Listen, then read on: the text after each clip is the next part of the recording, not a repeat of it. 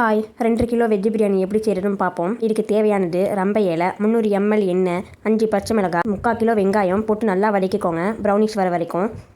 இதில் 2 குழிக்கரண்டி உப்பு போட்டுக்கோங்க. சீக்கிரமாக ப்ரௌனிஷ் ஆயிரும்.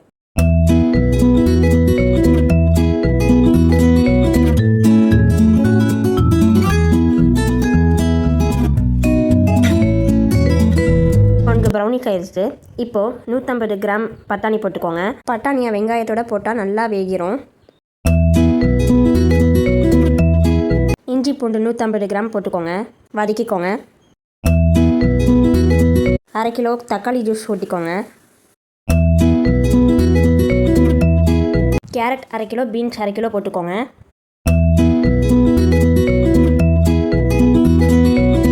இப்போது மிளகாய் தூள் 5 டீஸ்பூன் போட்டுக்கோங்க.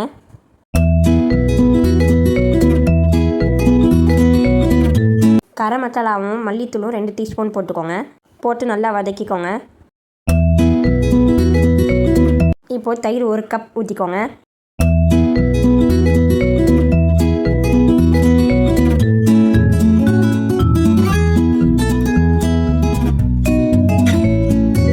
இப்போ 1 கேப்சிகம் போட்டுக்கோங்க. மல்லி புதினா போட்டுக்கோங்க. தண்ணி 4 லிட்டர் ஊற்றிக்கோங்க.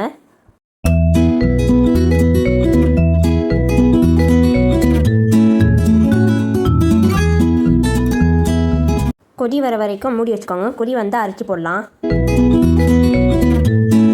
பாருங்கள், நல்லா கொதி வந்துடுச்சு. இப்போ அரைச்சி போடலாம். அரிசி 2.5 கிலோ போடணும்.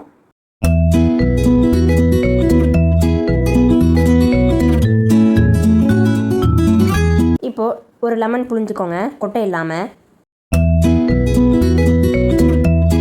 மறுபடியும் மூடி வைங்க, அரிசி வெந்துடும். வாவ், வெஜ்ஜு பிரியாணி ரெடி ஆயிடுச்சு. வாங்க டேஸ்ட் பண்ணி பார்க்கலாம்.